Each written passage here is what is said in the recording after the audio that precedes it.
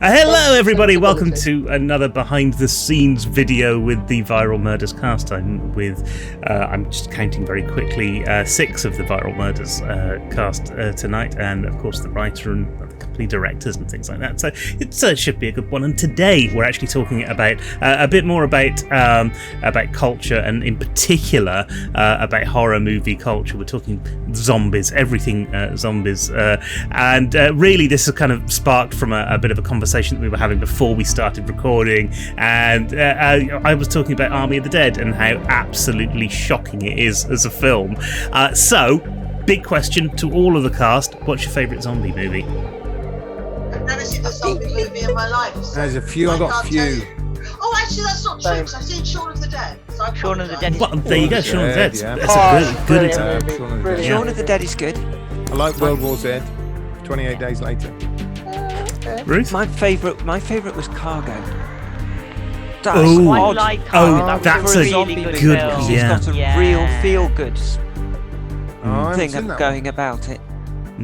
It's Martin Freeman. He's brilliant in it. Yeah. In Australia on a boat. Wow. It is the really zombie apocalypse. Yeah, really good film as well. Also, there are some zombie films that don't kind of feel like zombie films, and yet that's kind of part of the thing.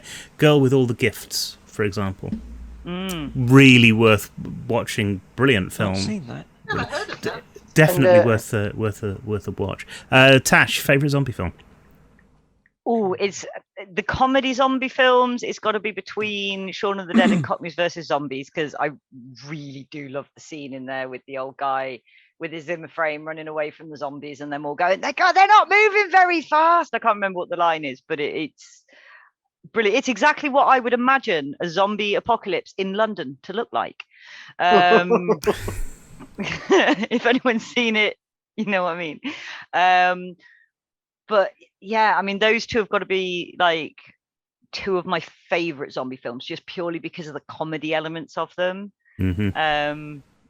And they kind of stick to the zombie rules. But I think I've got to agree with Jay, in the 28 Days Later one is got to be on the top ones, because of it's although it's not technically the undead, it's the zombie virus, because you've got all these different things that could potentially cause a zombie-like infection, and this is exactly where that one comes from. It's a more realistic view of what a zombie could be. 100%, yeah. And that's that. I think that was my problem with the my only problem with the what was that other one? The Army of the Dead. Army of the Dead. See, it's that memorable. It was a fun movie, but the scientific elements, there was a couple that I was actually shouting at the TV because they were so bad and so wrong, and it just no. There was a few things that I quite liked about it, but then it tried to do stuff and just didn't. I'm a photographer. The fact that they couldn't focus the damn camera for half the film was really annoying. This is a Hollywood budget level of movie, and half of it was out of focus. It's just bad filmmaking. It's not choice. It's not artistic choice. It's just not good filmmaking. Wow. That's Dylan. Fact. Sorry, I was just going to give you a fun fact about the thing. Tig Notaro, the girl with the lady with the helicopter, wasn't in it originally. Wasn't actually in it originally, and all her scenes were shot without any of the other cast around. She was then later CGI'd in. And I've got to say, actually, out of all of the cast, and I like Dave Bautista in other stuff as well. I don't dislike any of the cast, but out of all of them, I thought Tig Notaro was actually the best of the brilliant. lot. I love Tig. I thought she was really good. So good. Dylan, zombie movie, best one, favourite one. To be honest, I'm not actually a fan of zombie movies. No. Vampires are cooler. Sorry. But I will discuss that with zombies. If I had to choose one, it's Day of the Dead. Yeah, great film. George R. Romero. So the whole lot. If you've not watched it, then it's a complete metaphor for consumerism. So not only is a statement against consumerism, but it's also about how we start consuming each other as well. And they didn't. Because there's been interviews with Romero on this, and he didn't mean it to be that at the beginning, but somebody pointed it out once they were making it, and he went, "Oh, all right then." Yes, that was it. Yeah, if that's what you took from it, then fine, cool. That's what I intend. But what I will say is that I always, when the whole zombie thing kicked off, about when Walking Dead first started coming onto the scene, I think it was. Because I think it was a bit earlier than that, because there was there was the remake, which again was Zack Snyder who did Army of the Dead. There was the remake of Day of the Dead, Dawn of the Dead. Yeah, Dawn of the Dead. Sorry, Dawn of the Dead was the remake. And that was really when it first kind of gripped on to kind of the movie industry, I think, and honestly, right now, I think there's far too many of them, because there's more and other things. This is interesting. The evolution of horror. There is always a moment where horror films become so ridiculous that they start making fun of themselves, or that people will bring out parodies of horror films, and we're there with zombie movies, and it kind of means that the thing needs to go away and reinvent itself a bit and then come back a bit later. We had that with vampire movies a little while ago, what with sort of Twilight and on from Twilight. Twilight doesn't count as a vampire but don't you film. think? Sorry, Don't you think 28 Days Later that sort of reinvented the zombies? Because for me, I watched the zombie movies when I was younger, and I was like, yeah, you're going to shuffle along. Yeah, catch me then. What are you going to do? And it just wasn't scary for me or anything. Obviously, there was the Evil Dead that I watched when I was a kid, and I mean, it's classic movie. But anyway, but for me, it didn't. It seemed like it reinvented itself when 28 Days Later came out, because those zombies, trust me, if they were chasing me, I'd be scared. I think it did, but then I think that in much the same way that Dog Soldiers is kind of it's a great werewolf movie, which is kind of out of place. Yeah, because there wasn't then suddenly a glut of werewolf movies because of it. 28 Days Later and 28 Weeks Later as well are kind of they're great zombie movies that are kind of out of place because they didn't lead to a massive influx of other zombie movies down the line. Yeah, and then you got past. Carry on. Oh, I was going to say, I sorry. No, you carry on. Go on. I thought the parodies of the zombie movies started a lot further back.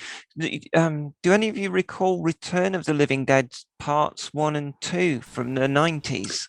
Yes, but then that was it. It wasn't. You had the Evil Dead stuff. You had the Living Dead. You had Romero. You had Sam Raimi, and then there were another glut of zombie movies. And then the Evil Dead was remade as a parody of itself, quite literally. Yes, I don't think intentionally, but definitely literally. Does Evil Dead count as zombies though? Because they were deadites. They were actually demons that possessed you when you were dead. Yes, because people have had that conversation before, and they've always gone, actually, because there's zombie bits in them. There is my other favourite zombie film, followed by Planet Terror, which then is a whole pastiche of zombie films. Yeah. Especially when you've got the main female lead who's lost her leg after being bitten by a zombie, so she cuts the leg off, and then because of Tarantino-esque kind of science, she then gets an AK-47 attached to it, flips over the side, and starts spraying bullets all over the place while falling. Because why did no one think of this before? Loved it. Absolutely loved it. Because it didn't... Jay mentioned World War Z earlier. Yeah. Which I'm sure is World War Z in the States. Because it wasn't a film that a lot of people seem to watch it and like it, but it wasn't a film that did particularly well. No, I suppose... I think a lot of people liked it because don't forget there are a lot of other zombie things other than films. There's a lot of zombie games out there that people play, and that sort of played along almost into like The Last of Us, that sort of thing. I feel that game looks amazing, but I can't get it because it's a PS exclusive. Yeah, no, they're amazing games, and there's some really good one like Days Gone. And a lot of these films sort of emulate these games, and I think that's why people thought it was popular, because they played the games and it's very similar. It's not like a traditional zombie film. Do you know what I mean? So I think that's why it was sort of popular, but a lot of people did still trash it. I think, I think purists in zombie movies would probably trash it. But I'm like, as long as the zombies are the cause of the zombies realistic, and the whole sort of concept. I mean, like things like oh god, what is it? Zombieland. I freaking love that franchise. I've watched both of them, and they are still both very funny. But there was one. I Am Legend is technically zombie vampire.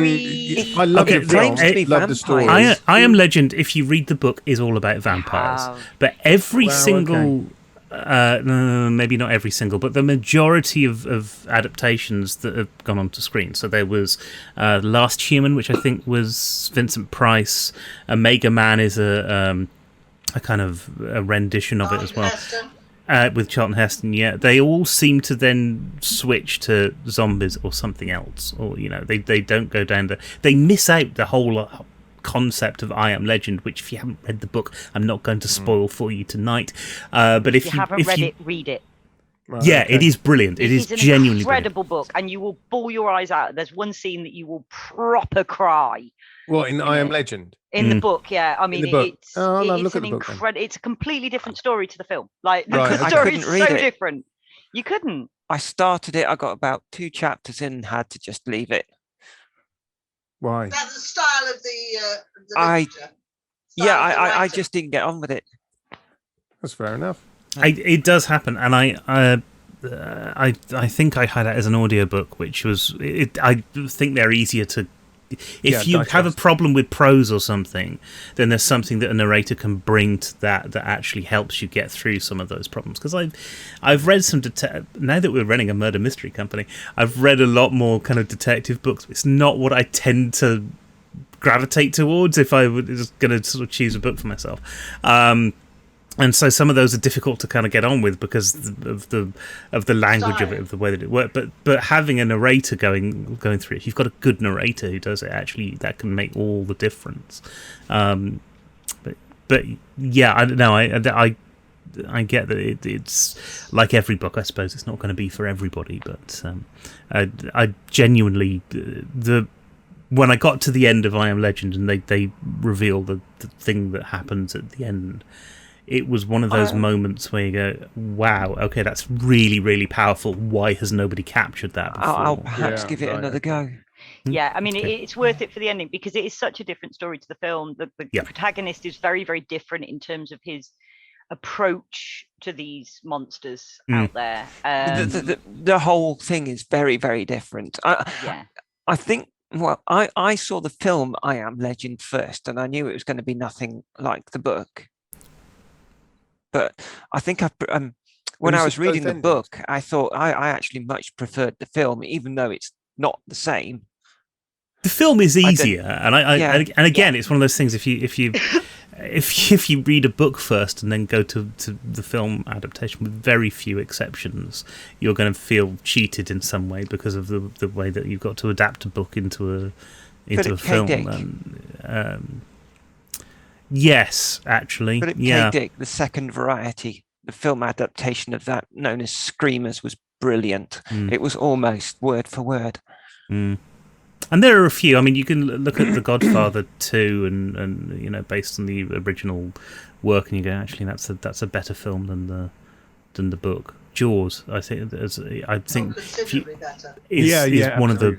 Is a perfect film. It's not a perfect film, but if you want to say which films are perfect, Jaws is one of the ones that accidentally right on that list. Yeah, it's good. It's probably one of the most quoted films I've seen. With we need a bigger boat. I'm going to have to get that into one of the scripts at some point. I'm going to have to get that quote that's Some Bad Hat Harry. Yeah. Which is at the end of so many different. There's a company called Bad Hat Harry, and they use that phrase. That's Some Bad Hat Harry, which is from. Jaws. There's another one which is, and it's not from Jaws, but it's another really quoted film, which is, quite frankly, I thought you'd be bigger.